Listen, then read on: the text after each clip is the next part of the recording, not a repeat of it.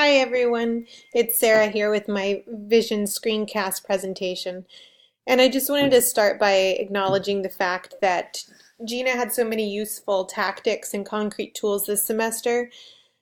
So I picked out a few of them because there's so many that I thought that would serve me well as an administrator and that I could really see myself using.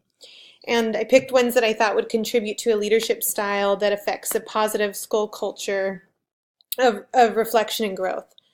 And in the last 2 years at my own school, we've had two new administrators. We had a new administrator last year and this year.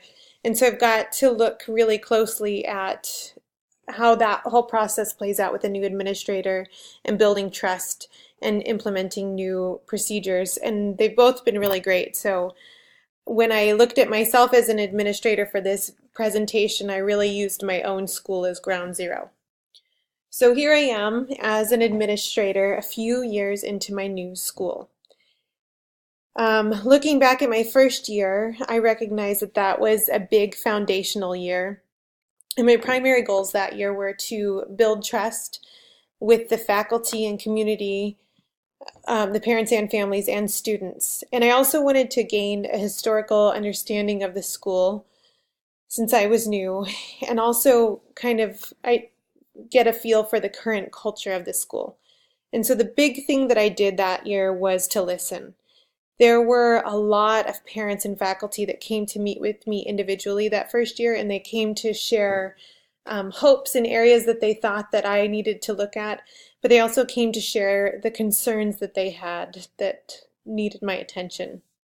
And it was hard for me because I have a personality type that's a jump in and fix it kind of personality type. But it was hard for me to step back a little bit and take a more reflective stance. But that's what I did because I wanted to keep that big picture. I wanted to hold that balcony view with so much going on with the chaotic first year. And I also understand that that first year is the prime time to personally develop that picture before I became too acclimated to the culture of that school.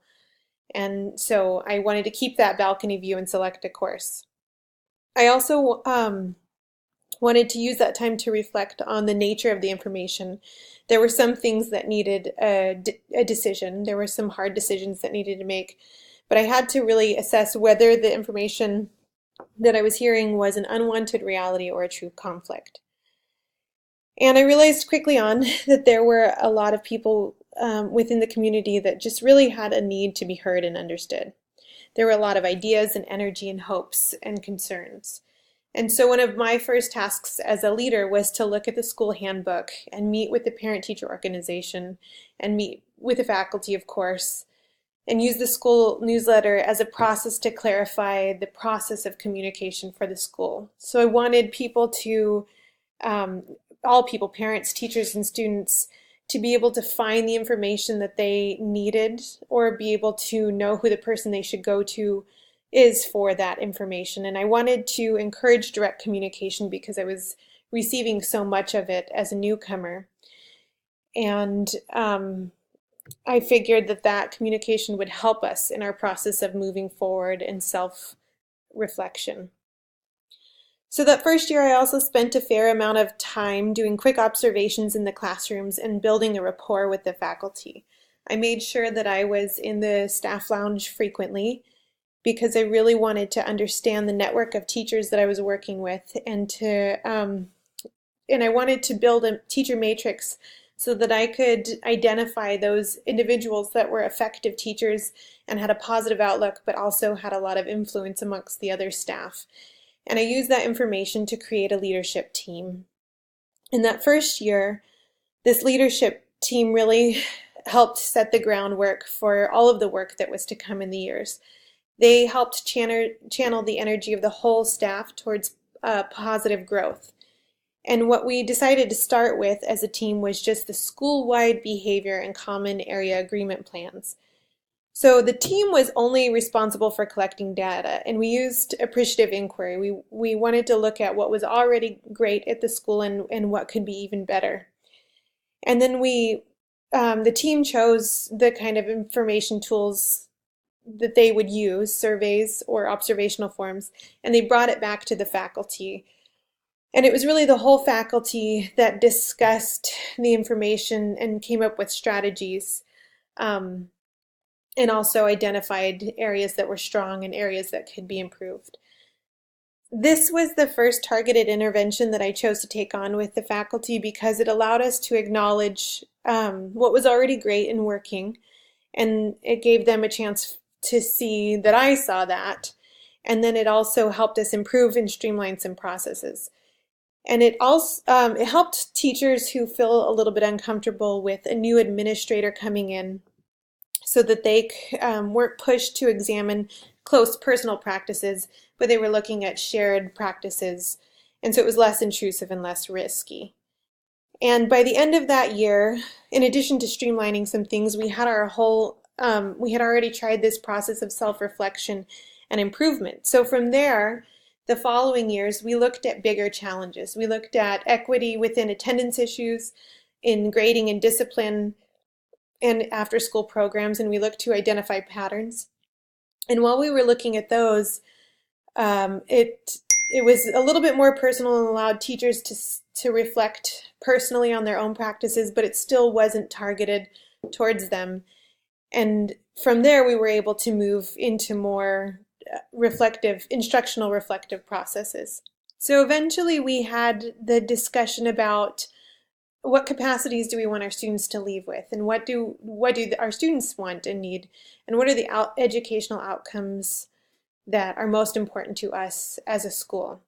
And so as a team, we came up with strategies that could be implemented in most or all of the classrooms, and that was really a time for teachers to do a lot of self-reflection. And by that time, we had practiced on so many things that they were quite capable of it, and so they reflected and reported back. From there, I knew that we needed to work collaboratively. So I wanted to implement peer observations, and I knew that this was something that I was bringing to the table. And so before I brought this idea up with the whole staff, I spoke individually to a few teachers.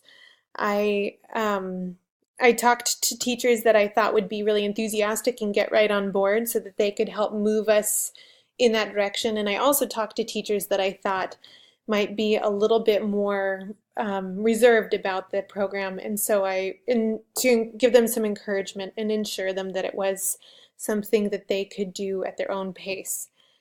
So I made a teacher sign up at the beginning of the year so that they could actually sign up for dates to observe each other in their classrooms, and this would help actually keep the date set for teachers, just like a formal administrator observation would go.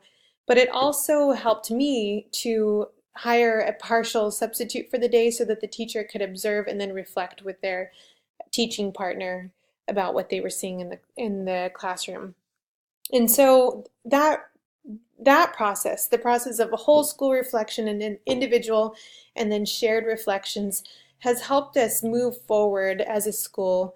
And I think that teachers, they share a lot of visions and goals initially, but now it's something that is at the front of conversations, and is something that comes up in conversations quite a bit. And then in my work with teachers, I'm able to use that information when I observe them. They have a lot to tell me. They've selected goals, and they have things that they've been working on that they can tell me about.